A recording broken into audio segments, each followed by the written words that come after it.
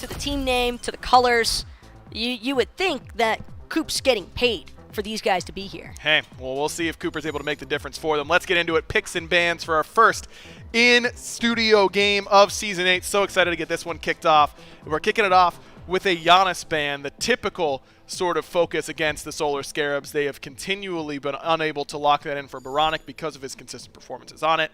And the Scarabs looking in the mid lane as well. The Morrigan has been a key pick for Ven as of late. Venenu has absolutely zero fear when looking for early lock-ins of that Morrigan. That is how much confidence he is teaming with whenever he gets that Morrigan flex pick option for himself. And I say flex pick because she could turn into any other god in the game, so that would possibly restrict the Solar Scarabs. I think it's a smart look from them just to take away a lot of that flank opportunity for the Bolts. And the wheelish response here, though, from the Bolts, a little bit more of that early game focus for sure coming out of the Bolts. Really making sure that that classic combo not going to be available for the Scarabs this time around. Soul and Serket taken off the board, and somehow Tiamat continues to get through these picks and bans. But Fenrir still available for the Solar Scarabs to pick in response. Gilgamesh as well has been left open here also. So there is an opportunity, I think, for the Solar Scarabs to possibly look at both of those gods. Instead, it's going to be Emoja.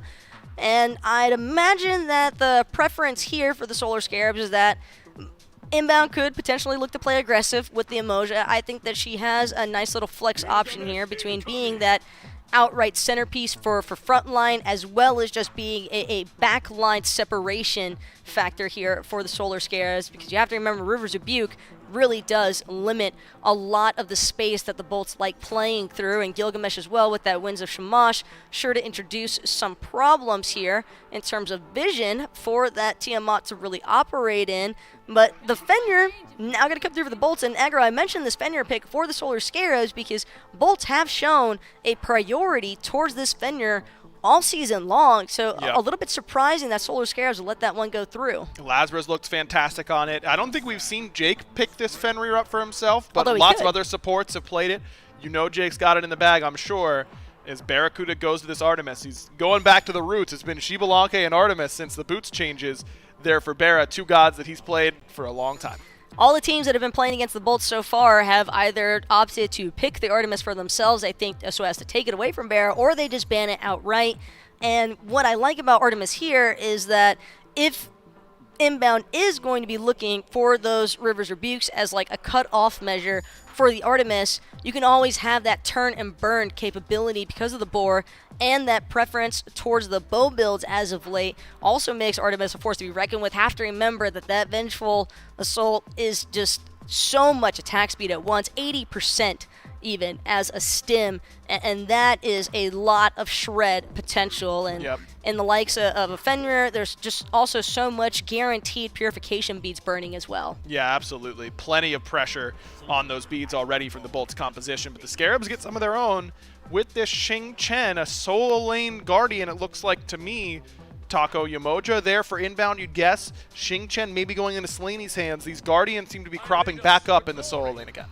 And while I don't dislike this by any means for the Solar Scarabs, my only concern is that Scarabs look best whenever they have gods that they can be outright aggressive with. And the Xing Chen, Yamoja, while I think you could still be somewhat aggressive with that frontline choice, I just don't feel as though it's the ultimate dive capability that I think that the Scarabs have oftentimes played best throughout. On the Xing Chen, I think we better talk about it now so then we can visit back into this lane a little bit later on. Look, I admittedly don't know much about Slaney's competitive history, but you're playing against one of the more aggressive solo laners here in Game 1.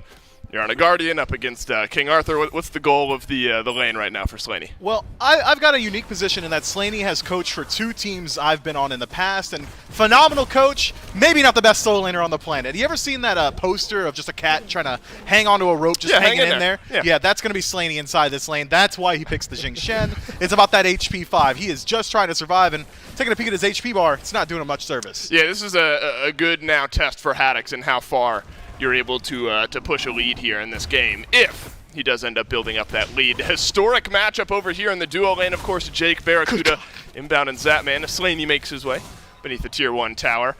Fafnir Artemis is starting to be a lane that we're seeing a little bit more of, mainly because of the Artemis seeing a rise in play. Fafnir has been very popular for a little while. And then inbound on the Emoja and Zapman on the On Her. It's such an interesting conversation piece. We touched on it in the pregame. Inbound seems rabid to keep going back to this pick. It's a lower percentage win rate. I think 7% is the last we saw. Hold that thought. See how much damage Lasbra can get in. A little bit, but not enough, and Layers leaps away. I think this is a big task for Inbound. Let's get that win rate on the climb. Let's feel a little bit more comfortable with this Umoja in the future. Yeah, he's looking for that double digi, 7% win rate right now for this Umoja, and it's a pick that they are very consistently going towards in that first slot. I think that he has shown major strides already on this pick. He's very much improved in his positioning. He's really been choosing his spots well insofar as engagements. So I am excited to see if that progress is coming through here for him, but 7% win rate, Dave. That's kind of hard to argue against as far as stats go. It is. I think we've seen flashes of good from Inbound then on that pick, and so this is a tall task. Again, it is kind of how I worded that, talking about this duo lane to get the Umoja win rate on the climb against one of the hottest teams in the SPL right now. It seems near difficult to slow this down. And I think this is maybe what we expect over on the right-hand side of the map, Mifflin. Haddix has had all this pressure so far here in the early game. It's going to bring a free rotation on over from Lasbra to the blue buff. They'll pick that one up. And so not only in lane, but you imagine maybe through some of that passive farming, buff steals, things like that, that's where we'll start to see a little bit more of that lead built up. Nice steal there from Jake on the purple buff as well, and it seems like the Bolts are getting all their buffs and then some. Layers thought maybe he'd be able to make the rotation over here to stop Jake, or at least catch him out and punish him for going for that invade, but that is not exactly how it pans out. Barracuda, though, in a little bit of trouble here. Layers going for the dunk beats, forced out early. It's all up to Zapman to find the kill, and no pillar stun means no dice. Bear underneath the tier 1 towers. Awesome Jake follows him in tow. So early pressure from Layers over here onto the left-hand side of the map. That put pressure over there on the right-hand side of the map. Try to get the Xing Chen back into a bit of a stronger spot. Lasbra looking for Baronic here, but he'll transform as the drop kick from Layers over on the left-hand side trying to secure that red buff. Did come through, but now it's Jake transforming. And see if maybe he can keep this aggression going. Inbound still level 4, doesn't have the ultimate available, but nobody from the Bolts is going up there to help the 408 instead, leaving him to his own devices. Stole that one away as well. Yeah, that red buff is stripped away, and finally Ven works his way into the jungle. I don't know, I mean, outside of the speed buff, which we don't often get on camera, I don't know, the last buff I've seen the Solar Scarabs pick up on their own felt like purple, blue, now red gets taken over as well. But here comes the aggression. It's Venenu jumping in onto Inbound, and the cone will get it done. And down goes the Umoja for first blood on over to the Olympus Bolts. 5.5 minutes in, back to early Season 8. I don't know if we saw any full lifesteal builds like this. This kind of a result of Vampiric Shroud. Maybe those items are just a little bit more cost-effective nowadays. Maybe it's the boots meta changing things around, but I feel like that's been a frequent pickup here. My goodness, Inbound. No chance to get away from that one. Now 0-2 on the Umoja, leaves Venenu on the opposite side 2-0. Every lane, except for maybe the left side, though Inbound 2 levels behind Awesome Jake. Feels like most of the lanes are kind of doing okay. Kind of Lasbra might have pick of the litter here, and Zapman might be the pick. And he might be, looks to confirm his own buff, but does not quite secure this one. And well, in the tower, my man's going to go ahead and eat dirt. Zapman falling for the 3rd kill this game. Olympus Bolts on a tear, but look at Layers, seeing if maybe he can make the rotation in. 1 versus 3, don't love his odds. There was a chance. Venenu in the mid lane makes it a killing spree. That was a River's Rebuke by Inbound, but there was just literally nothing that this Umoja could do. Venenu's going to get stunned here as Layers makes his way on into the mid lane. Riptide will pull back the Tiamat just for a moment, but with Awesome Jake here, I don't know. This doesn't seem like a winning fight for the Solar Scarabs. Layers gets just melted through, and now Inbound has to walk away as well. Venenu is on an absolute tear here. Concrete notion of what I'm mentioning there, where Lasbra kind of has a wealth of options here, where it feels like every lane for the Bolts has just had this pressure of right side mostly here. No blue buff to invade, but potentially a Slaney to jump on. That's the jump on over the wall. Slaney blinks away. Quick fingers out of the solo laner here for the Solar Scarabs, and he'll survive the tier 1 tower dive on the right-hand side, but instead the Solar Scarabs have now found some counter pressure over on the left, but a leap away from Awesome Jake and then a dodge out from the pullback from the Merlin keeps the Olympus Bolts on the map. 4 members of the Solar Scarabs over here on the left-hand side, and with their composition, they do have good burn potential. Could open up the door to look towards this Gold Fury, but not confident enough to do so. They don't know where Ven is. I'm just kind of watching the game going, hadn't checked the gold lead yet. Yeah, that's big in the first 10 or 11 minutes of this game. So if the Olympus Bolts continue this pace, this style of gameplay, this one could be over quickly. Here's that rotation we're talking about. Haddix is going to be 3v1 here. Let's see how it turns out. Spin to win into the River's Rebuke. Whirlwind of Rage and Steel, no good. Haddix gets stunned down on the backside. Is he winning and the winds of Shamash get dropped down as well. The ultimate is eaten by Slaney here, and so Haddix ultimately goes down. But he has spent the time of 4 members of the Solar Scarabs. 3 ultimates go down, and a Gold Fury picked up for the Bolts. Yeah, Haddix, great job creating literally infinite space. He just zoned 4 members of the Scarabs at their own speed buff, while the rest of his boys were on the Gold Fury. Zapman in a little bit of trouble here, taking the 1v1 up against Lazbra, who does not want to stick around. Instead, it's a turnaround kill for the veteran. And that's what the Solar Scarabs need. They need a breath of fresh air. Now in this game, Zapman has to leave. He's beneath his tower here. The transformation from Jake comes through as well. But it's just going to be the purple buff dropped in. And so the Olympus Bolts will end up backing away. And you don't want to farm up the lanes. You don't want to absorb too much from your teammates. Instead, it's making sure you get these back camps on cooldown, and making sure you're able to control these neutrals and just try and close up that gap, or show up for these neutral objectives that the Bolts are so on top of. Pyromancer gonna go their way, and well, Slaney turned the corner to watch it fall. I can't fault him for wanting to go a little bit more aggressive in the build. Zapman sniffs out the dangers, used to that streamer treatment, and says, well, I'm not trying to die for this tier 1 tower, and instead gives it up to Barracuda thanks to that pressure out of Lazbra in the jungle.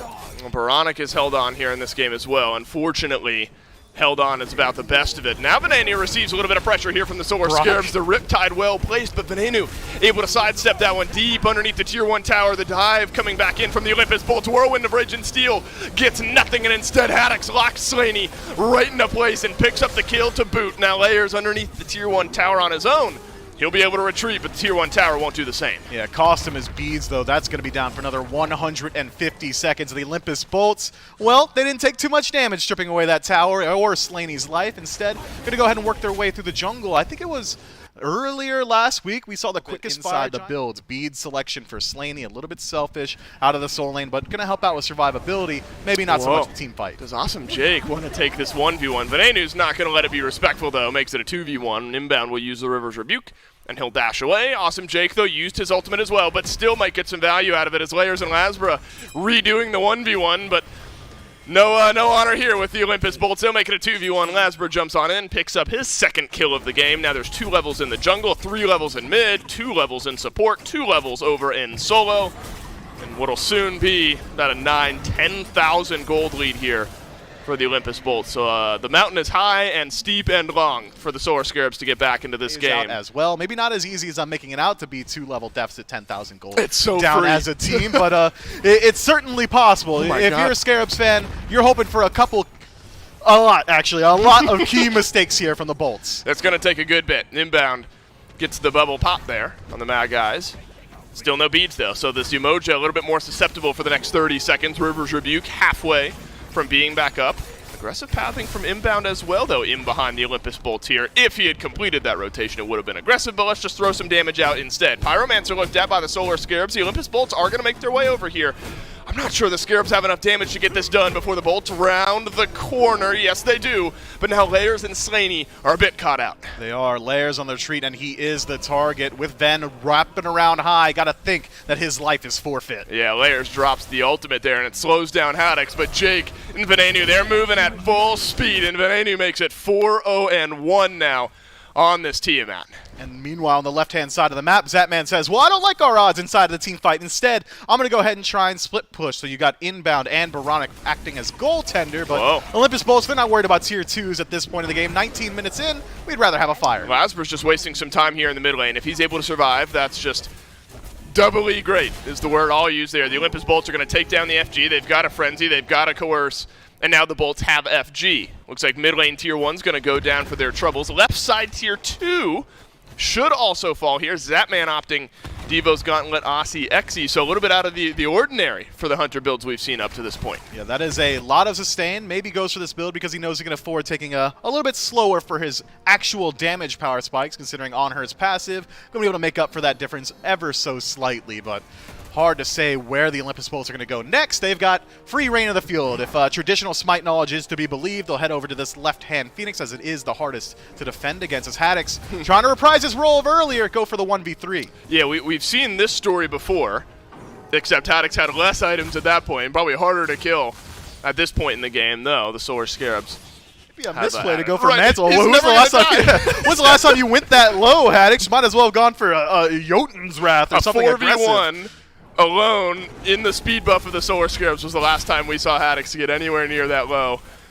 So yeah, if we want to nitpick, maybe more value out of something else. But we'll see. That definitely shows that Haddix wants to jump in, wants to get aggressive, and that's exactly what Awesome Jake is doing here as well. It's the transformation from the Fafnir, tanking up that left side Phoenix just a little bit. In the mid lane, Haddix, Lasbra dealing some damage in onto the Phoenix. Inbound throws down the River's Rebuke, but it's only Awesome Jake that's caught within the waves. Barracuda wailing out damage from the backline, and Inbound has picked up the opening kill onto Jake. Now Haddix has to run away. Mantle won't save him this time, and the Solar Scarabs, they put up a big base defense. They'll grab 3, but the Bolts grab left side Phoenix and 2 kills as well. When with Fire Giant still on Barracuda and Ven, it's not all over just yet. 3 people left of the Scarabs should be able to put up some sort of defense here, but these guys are so far ahead. I thought maybe we'd see them step up to that mid Phoenix. It's already so weakened, but instead reset back to neutral. We've already front line. Not often your mage is like, all right guys, let me handle the zone while you get this Gold Fury. If anyone steps up, I'll kill him on purpose. And if Ven said that, I trust him inside of this engagement. Now the Bolts looking to finish off what they started. Mid Phoenix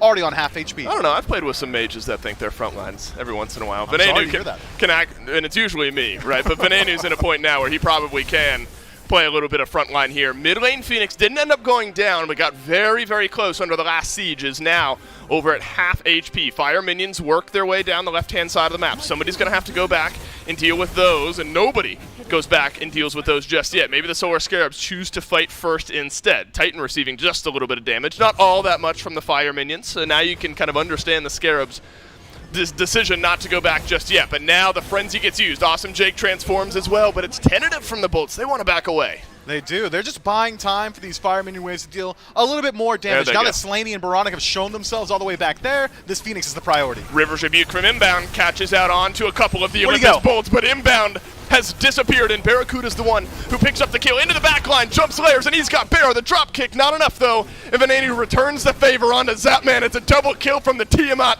and it looks like the Olympus Bolts are going to win this one with a flourish. Baronic gets stunned on through. Beads, A gets used. Lasbra just shy onto the stun, but the Olympus Bolts storming the Titan room. And it looks like they'll take game 1. Slaney, the sole member, the sub in here, still alive, and could look for the defense with no ultimate available up against 4 members of the Olympus Bolts. Gotta think this one's already done. Oh, Titan has gotten a couple members of the Bolts low here, and the rest of the Bolts now turn their eyes on towards the Titan that's still receiving some damage here. Ven is low. It's a jump back in from Awesome Jake. Slaney ends up dying. The deicide is there. And so is the game 1 win for the Olympus Bolts. Not have a way to really try and control any of the pressure that Venenu was able to provide with this Tiamat. The follow-up burst as well, just absolutely demolishing Inbound all throughout that early to mid-game. Just put him so far behind with that Yamoja. And Yamoja from behind, while she can still be a participant to some engagements, never really able to facilitate any sort of space control. It was largely just Layers having to take on that role as Gilgamesh, and you don't really want Gilgamesh to be the sole initiating factor when he's leading the charge from jungle. No, Layers was not able to really withstand the onslaught of Venenu's Tiamat in this game. A 10 KDA, nearly 21,000 player damage. And it just seems like we keep saying the same things about this pick, Taco. Yeah, it gets through, top picked overall, and then it dominates. And that's exactly what happened in our first set of the day with Big Man Tings going up against the Valhalla Valkyries. And now Venenu has done it again here on the Tiamat in their first game up against the Solar Scarabs.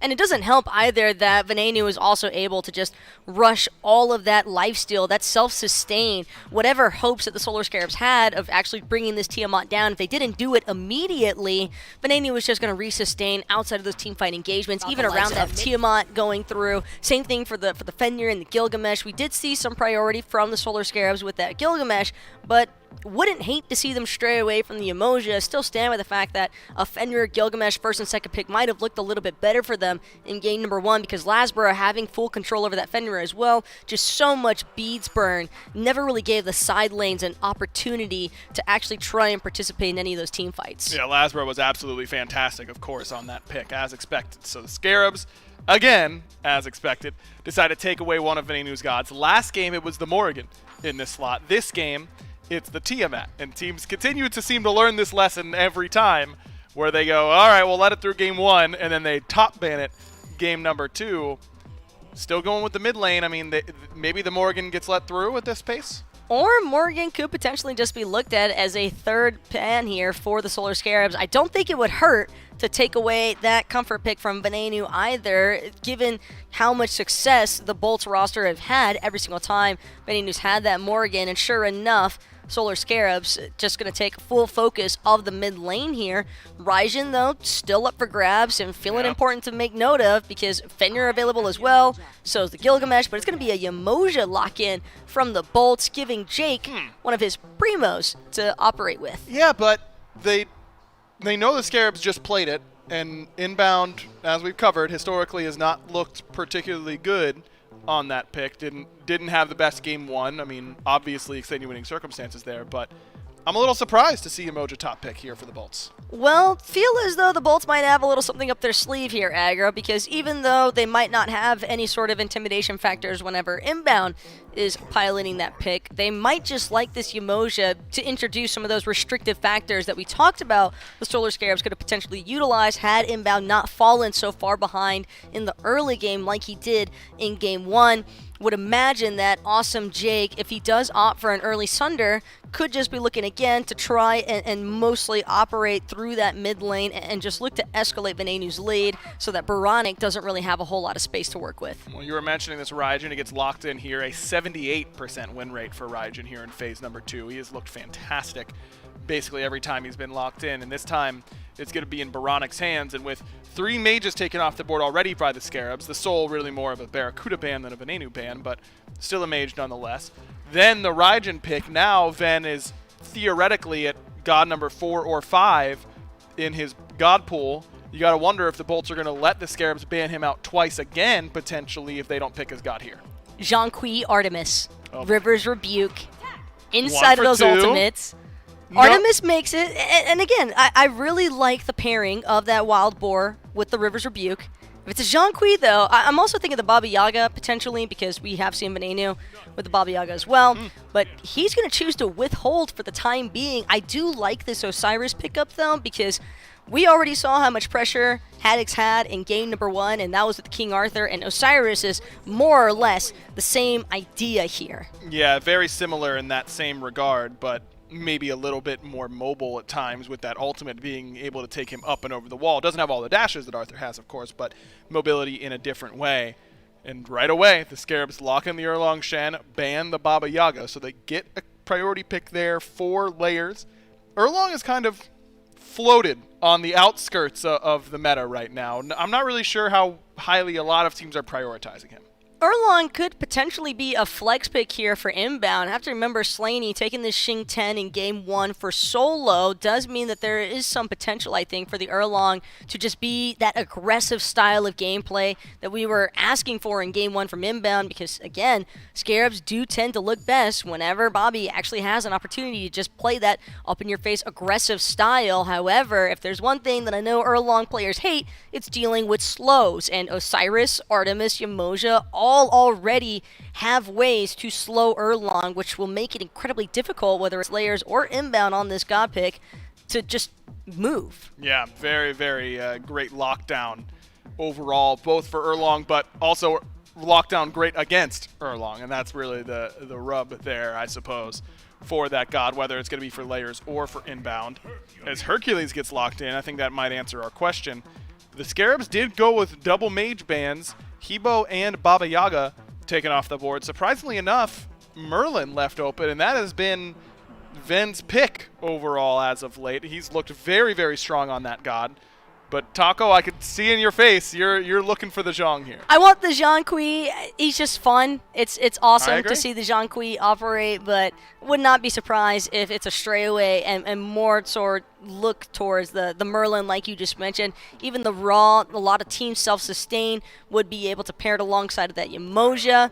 And it's actually going to be Vulcan making his way. So I believe he was one of the missing pieces, by the way, for gods that we needed that haven't been played so far in Season 8. We need like a Gormizer alert that like plays whenever like a god that hasn't been locked in, like some lights come down and you spin them and all of a sudden it's like, new god alert, a new challenger is approaching. And it's Vulcan that gets locked in. By the way, Gilgamesh 9th pick, somehow. Vulcan gets locked in here, and I will say, of all the mages, I did not see that one coming. Would not have expected the Vulcan either, to be completely fair here, aggro. I think that is reasonable for you to not anticipate it. I do like it, though, just because... Ben, it's going to be likely that Bancroft's talent immediately into the Typhon's Fang. Later on, we get the Sacrificial Shroud as well. Then we're looking to play it almost the exact same as we saw from Tiamat insofar as the build, but maybe more interesting, the starter item selection for both junglers. Mannequin Scepter, these guys are going to be looking to swing early on. I'm talking haymakers from minute 1. And I think the Solar Scarabs, they make some adjustments going into Game 2 here that we wanted them to see. Notably, inbound on the Hercules. This is a strong pick for inbound, and Zapman is there to follow up on some of that setup just shy of enough damage to kill Awesome Jake. If inbound was level 2 there, that's a dead Yamojo for sure.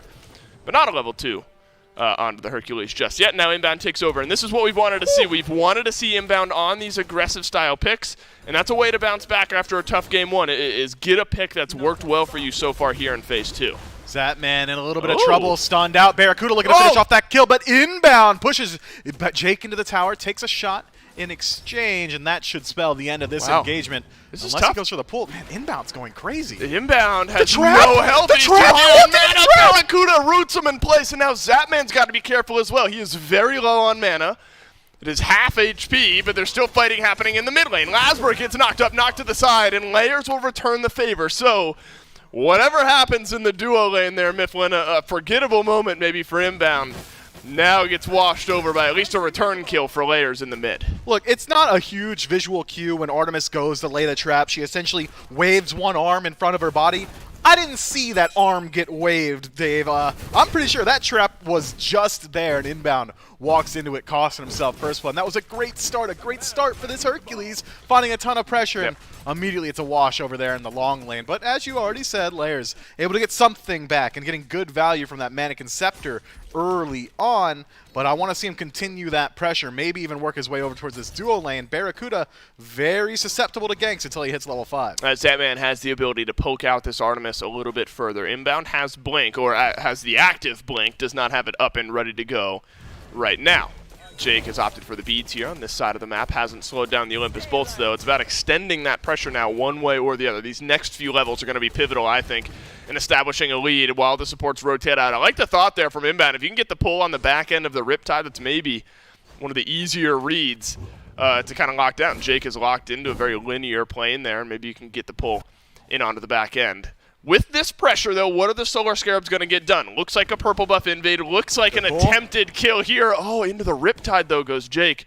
And Layers won't have the range to capitalize. Did you see how Barracuda played that, though? Off of the pool, he drops the trap right in front of the Riptide, making sure that had inbound been able to find a nicer pool, not getting caught on the geometry, wouldn't have been able to follow it up. Haddix and Slaney now dueling. We wondered if we'd see some 1v1s. Oh, no. And it looks like the ultimate's going to get used to the tune of a kill now. The Gilgamesh in the solo lane, and the desk worded it well.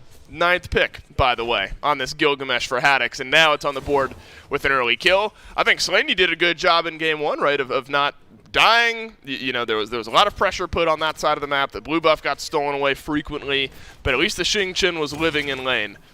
Unfortunately, now the Gilgamesh has a solo kill. Vulcan ult not quite on the mark. Haddix did not realize Layers was headed his way, but was at least able to strip away those back camps before he head back to base himself. And already, the Olympus Bolts off to a hot start. 1,200 gold at the 4-minute mark, and I don't expect this to slow down anytime soon. Unless inbound's able to find Barracuda. Nice pull. Barra drops down the trap, the beads, timeout, and that'll be a kill from inbound. That's what I mean. You see the difference on a pick like this? Yeah, inbound stepped on a trap earlier, he died. But the pulls, the pushes, the damage has just been there from the Solar Scarabs duo lane. It just looks so different when inbound is on a pick like this. Unfortunately, Lasbra also pays a bit of a visit over here to the duo lane, uses Lord of the Afterlife to get in. No mana, though, to kind of continue this chase in. And so the Solar Scarabs will live on. If he was able to connect that ultimate onto inbound himself, would have very easily lined up for a kill there. Unfortunately, finds a carry, and it's not often. I'm going to say that it's unfortunate that Emoja, the bouncing heal, going to give a little bit protections to everyone it comes in contact with. So I think it is a smart pickup, but it is going to slow down his own personal survivability just a little bit. Talk about early itemization, Contagion for inbound. I'll return to that. Thought as there's big damage from Ven and a kill as well as inbound is just jumped on. There's some return CC on the backside, though. Baronic Thunder crashes over the wall. Tycho drums are down.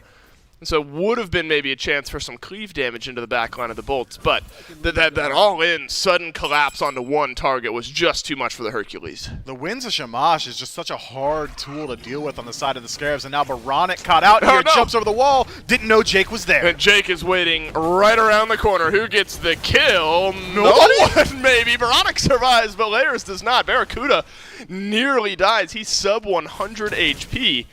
And so a fumble on the kill onto Baronic, but maybe it was just a choice. You see Layers coming in from the back, we'll use the River's Rebuke, we'll save Barracuda instead, and we'll still get a kill. Yeah, if I'm Layers, I am rolling my eyes there. How many times do junglers have to make sacrifices for their mid laners inbound, lurking around this red buff? Not going to walk into this one. Look, the Olympus Bolts do somehow survive. They do somehow get Barracuda out of there, but had the River's Rebuke just been a little bit earlier, would have caught Baronic and Layers both. It would have. So now, the Olympus Bolts, not to the 5K gold lead that they were at in game number 1 right around this point, but still about 2,000 or so. Awesome. Jake is going to go in to try to defend his own purple buff here, but unsuccessful in doing so. So the Solar Scarab still finding pressure here on the left side of the map. Inbound trapped in by Barracuda, who does not have Tusky, but the sidestep from inbound puts him right back into the way of danger here from Barra, who is just whittled. Down onto both targets there and deals a little bit of damage towards Slaney. Whoa. Now inbound, blinking forward, finds Ven. Ven holds on to the beads here as well. Maybe now's the time to use it. Oh no, inbound doesn't get the pullback. Now Ven uses the beads and the Vulcan lives on. Look at the River's Rebuke in return from Awesome Jake, though. 3 members of the Scarabs locked in, 3 members of the Scarabs go down, and the Olympus Bolts extend their lead. Inbound legitimately played that perfectly. If Layers just isn't there, that pool's going to connect. The pin, just an unfortunate timing. Make sure that CC chain doesn't work out. And now a 3-for-0 in favor of the Olympus Bolts. 7-2 across the top, and Goldfury going to fall down expeditiously. Olympus Bolts not quite on the same pace that we saw in Game 1, but rapidly approaching it. We're already up to that 5,000 gold diff. The purple buff gets invaded here, but I think Zatman was able to drop that one. And now it looks like the Vulcan of all things, similarly unstoppable here in Game 2. There have been a lot of great instances, I think, of where you can see how the lockdown, whether River's Rebuke, Winds of Shamash, the Boar from Barracuda have just set up easier, secure on some of that damage from Venenu. And I think that's worked out well. Venenu's going to get taunted in, though, this time by Lasbra. Tycho drums are into the back line as well. Venenu uses the Aegis, and he lives on. Lots poured into this Vulcan, but the Vulcan still stands strong, and the ultimate flies on in, and Layers eats it. Venenu gets the opening kill of this engagement. Another big swing now for the Olympus Bolts. If Inbound isn't able to escape, and he's not, it's going to get worse. Man, Ven's damage is stupid at this point. 400 off the meatball and the exact same thing off of backfire. He's just hitting his power spikes so quickly, and the Olympus Bolt's going to continue to do what they've been doing so far in this set, and that's dominating. I'm not going to mince words. Tier 2 tower going to fall at the 13-minute mark. We were just talking about how the pace was a little bit slower. Well, we're rapidly approaching that 10,000 gold lead, and it's faster this time around. 8,000 at the 13-minute mark. Speed buff, invade, rolling through, and no transform available to Layers here means that they can't even chase these kills. At some point, it's smart for the Bolts to back away, because now the Scarabs have been able to go back. If they had any gold, they were able to spend it. Bolts are a little bit low on a couple of their characters. No Fury available to take, but still some right side objectives there if that's where the Bolts want to go. But instead, the Bolts want to keep fighting. It's Baronic who gets stunned on through. But this time, the Thunder crash away from Baronic is there. But how many times have we seen this? Just Barracuda wailing away onto Inbound, and poor Excavate won't even make its way to anyone. Meanwhile, Barracuda, who is doing all the work, Chad Akuda, sitting at 0-1-3. I don't like to see that, man. What's going on, Jake? Right? Yeah, it's absolutely. I mean, and Barra's behind by a level. You got to wonder what's happening with this Bolts team. As Zatman is going to use the Aegis, and Lasbra will get the kill. Now Barracuda is able to level things up. So that's been enough of the kill participation from Barra, and Jake is going to return back spot that it is. And I love the creativity. Well, let's throw something out there that's a little less than standard, and if we look good on it, the way the Venenu has this year, it's going to make teams have a harder time predicting maybe what's coming in the draft as you lock in the game.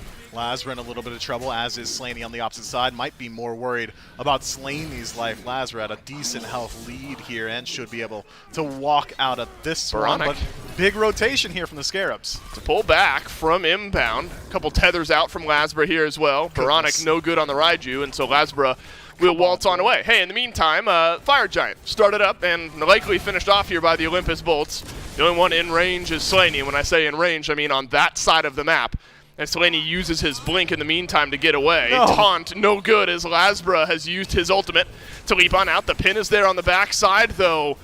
Lasbra might have some damage to get out on this one. Here comes the collapse from the Bolts. Layers down. Double kill for Bera. Baronic being melted through by the damage that the Bolts are bringing to the table. Inbound and Zapman on the other side of it. Deicide here from the Olympus Bolts. Make it a 3-piece for Bera. There are the kills coming through for the Artemis.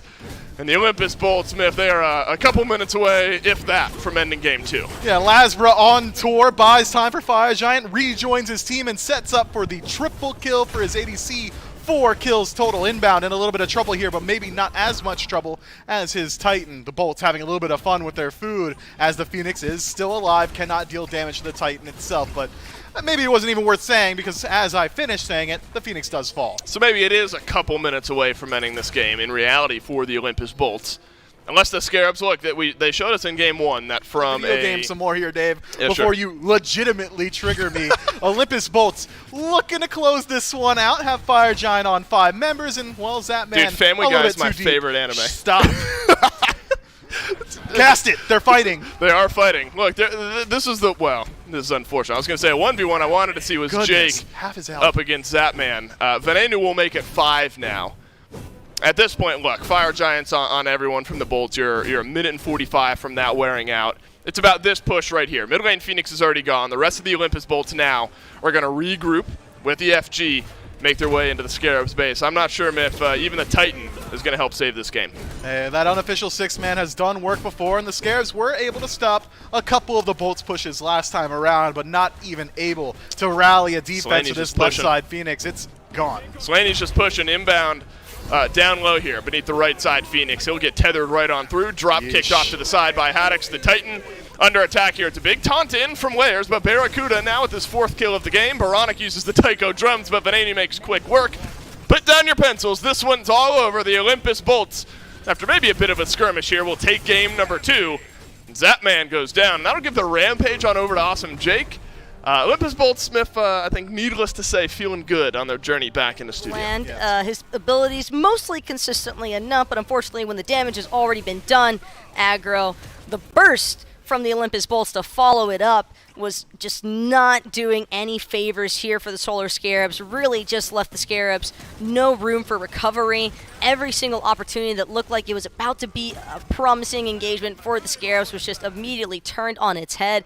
Venenu basically getting to do whatever he wanted on the Vulcan. Same thing for just about the entirety of this Olympus Bolts roster. I mean, we even saw solo kills coming out of Haddix in that laning phase, and it just felt as though the Solar Scarabs just did not have anything to fall back on with this draft. That last play you just saw in mid felt like the game ender to me. I mean, they all in commit, double blank onto Venenu, the lonely Vulcan in mid, and not only does he survive, but the team shows up. They 3 for 0 the Scarabs on that play. Also have to remember the Benny Hill theme music that was cued with Lasbra's, I think it was around 30 seconds, maybe even longer, that the entirety of the Scarabs invested towards trying to lock down that Osiris, and still could not manage to bring him down. Bolts take Fire Giant for free with no team. It's really been a lot of fun in all of Phase 2 so far, and as you mentioned, the Leviathans now find themselves looking upwards at a team despite their undefeated record. The Leviathans will be playing, of course, later on this weekend, and we'll be going to schedule in just a moment to check that out. We'll see who their matchup is, and they're playing up against the Tartarus Titans tomorrow. A big matchup, Taco, and one that if they want to keep pace with the Bolts, they've got to win.